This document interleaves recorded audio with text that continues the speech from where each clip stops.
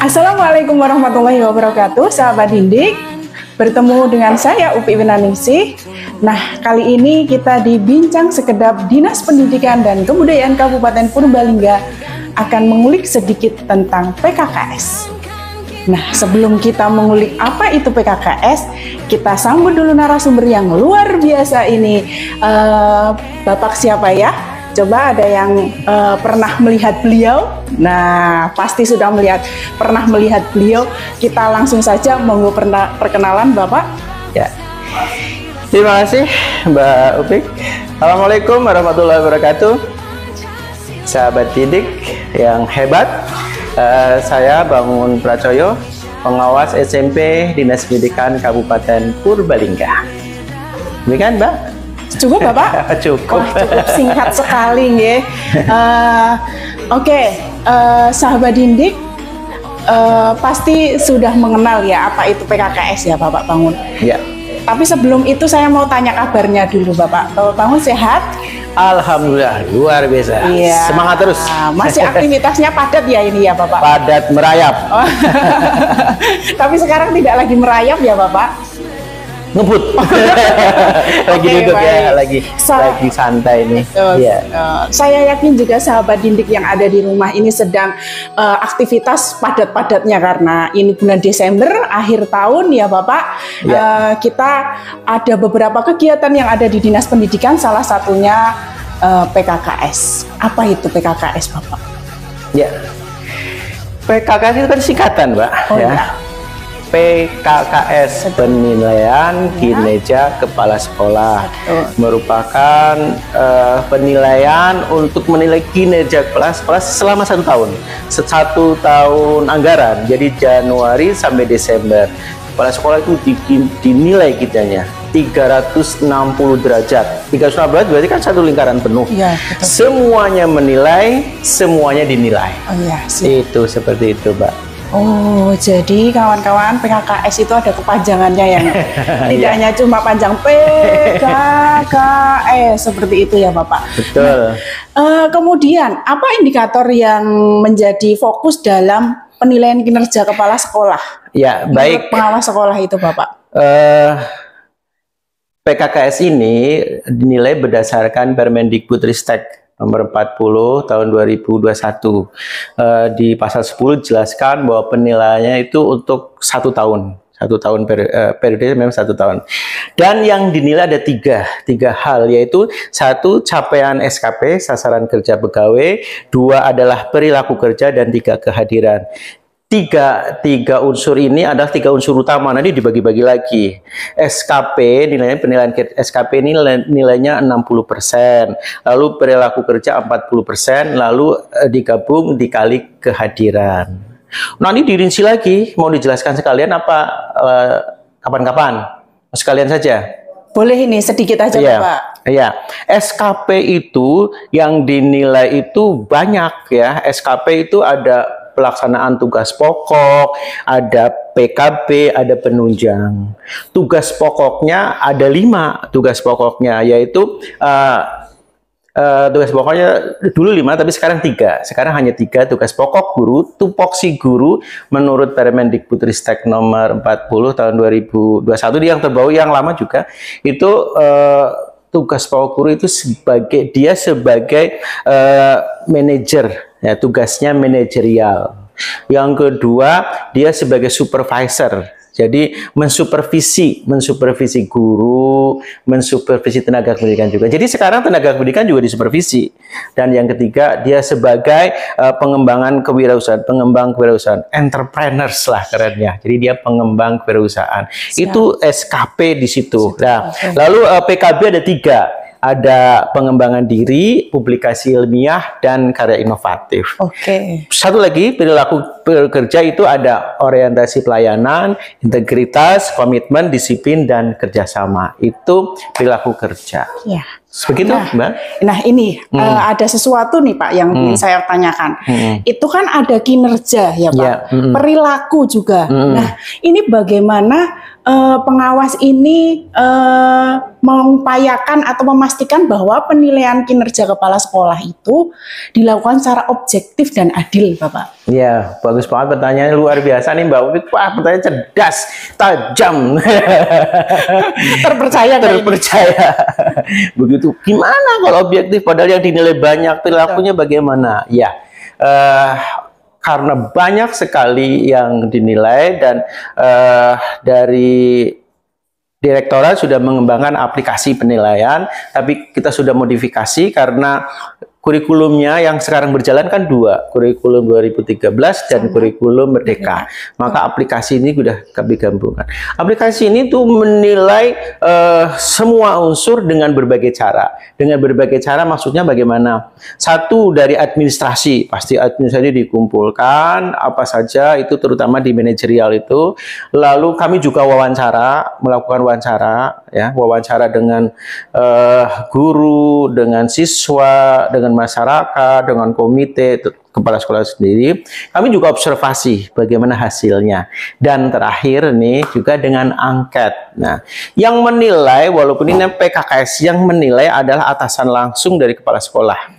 Atasan langsung siapa kepala sekolah? Coba, atasan siapa? Siapa Bapak? Kepala dinas. Jadi yang menilai kepala sekolah adalah mini PKKS, yaitu penilai kinerja kepala sekolah adalah kepala dinas. Karena Bapak Kepala Dinas pastikan upaya kegiatan sibuk dan tidak mungkin menilai kepala sekolah begitu banyak, maka mendelegasikan kepada pengawas. Pengawas kami menyiapkan instrumen dan nanti ke lapangan yang menilai pun bukan hanya pengawas, ada 4 unsur yang menilai nih.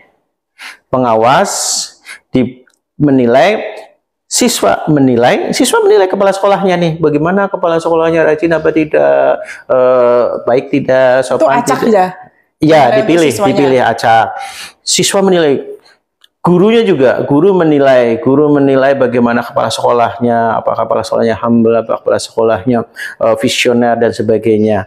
Gurunya menilai. Berikutnya siapa? Orang tua, perwakilan, tentu dia semua perwakilan orang tua. Bagaimana layanan kepala sekolah kepada orang tua, itu menilai. Jadi Pak unsur tadi, pengawas dalam hal ini mewakili kepala dinas, terus siswa, guru, dan orang tua itu menilai. Oleh karena itu insya Allah objektif, karena yang menilai bukan hanya kepala sekolah. Kalau kepala sekolah, saya suka dengan Ibu Upik sebagai kepala sekolah misalnya, maka nilai bagus. Tidak, kami ada instrumen-instrumen yang sangat rigid juga. Tadi ada 4 komponen, 4 pihak yang menilai.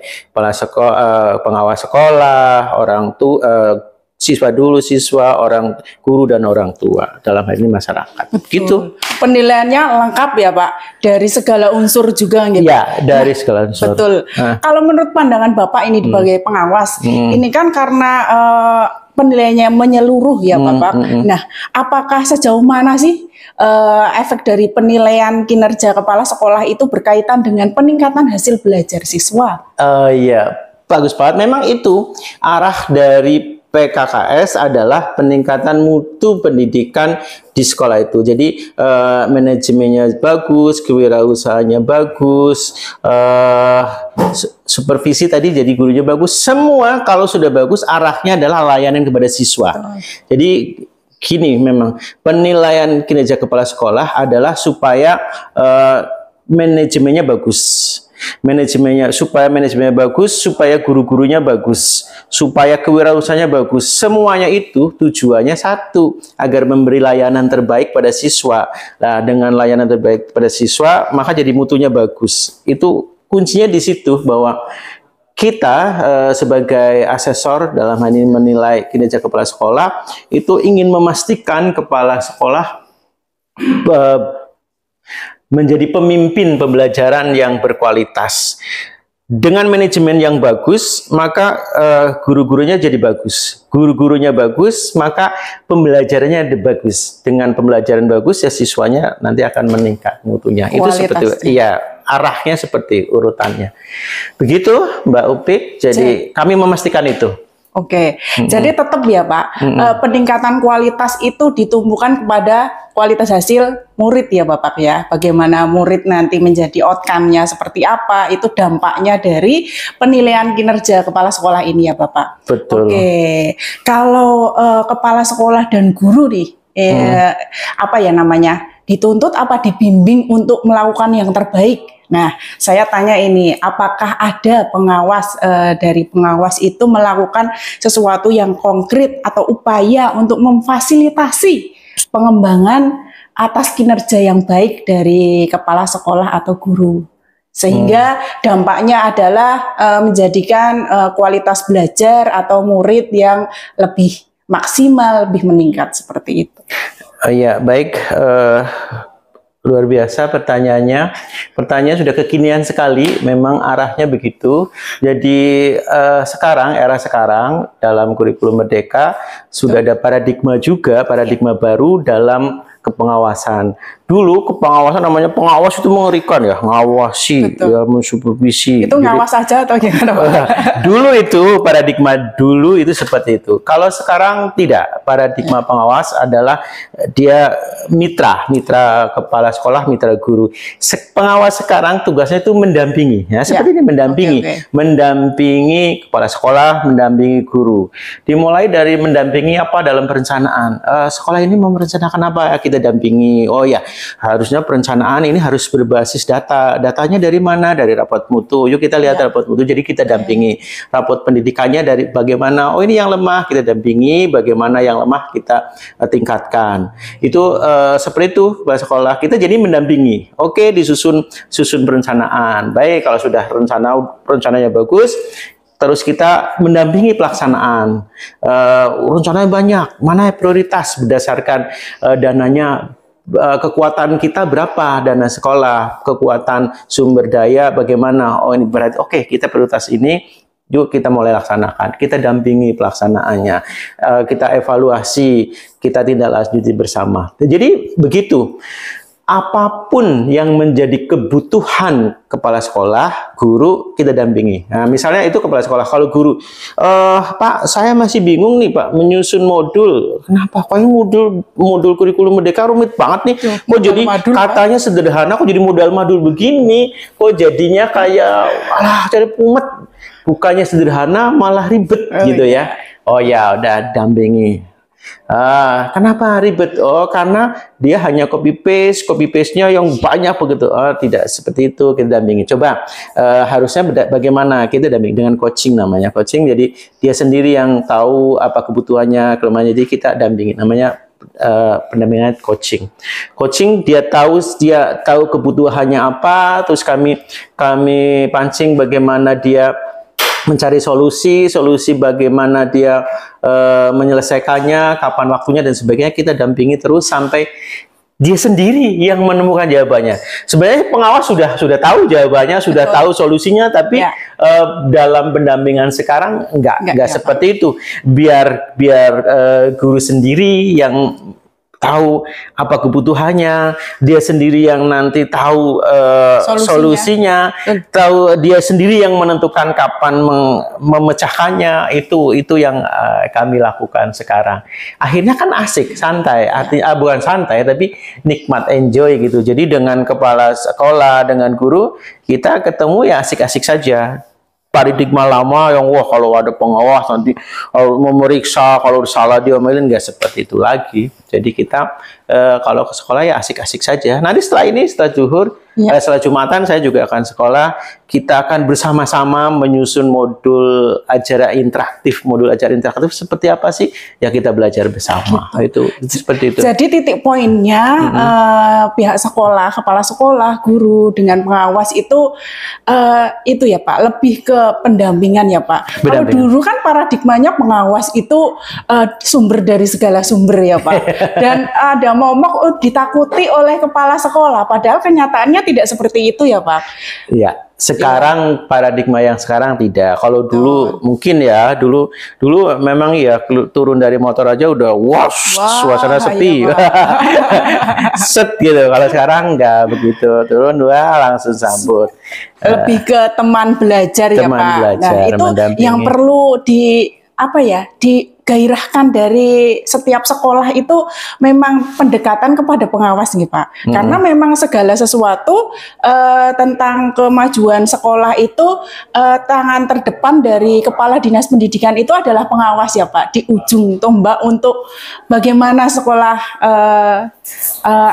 sekolah peningkatannya, progresnya seperti apa itu tangan perantaranya adalah pengawas seperti itu yang telah disampaikan tadi ya Bapak. Betul. Nah, kalau seperti itu menurut Bapak ini pengawas sekolah itu apakah ada aspek tertentu dalam penilaian kinerja kepala sekolah yang perlu diperbarui atau disesuaikan dengan yang ada di kondisi lapangan agar lebih efektif lagi? Itu kan banyak ya Pak untuk penilaiannya. Instrumennya. Ya betul, instrumennya. Itu apakah perlu lagi pembaruan atau mungkin disederhanakan atau ada beberapa kepala sekolah atau guru yang mungkin ternyata belum paham dengan hal tersebut gitu Bapak? Ya, betul sekali Mbak Upik. Ya. PKKS sekarang instrumennya banyak. Iya, betul. Instrumennya ada 154 poin dan itu rigid sekali banyak. Nah, itu membuat pusing ya tentu yang dinilai. Nah, itu biasanya 1 tahun dikerjakan 1 SKS Bapak. Apa itu Bapak? Sistem kebut semalaman ya Pak ya. Iya. Itu kan jadi beban juga sih Pak, sedikit banyak itu bagaimana Bapak? Oleh karena itu kami sedang membuat instrumen PKKS yang lebih ringkas, lebih singkat, lebih pendek, tapi efektif.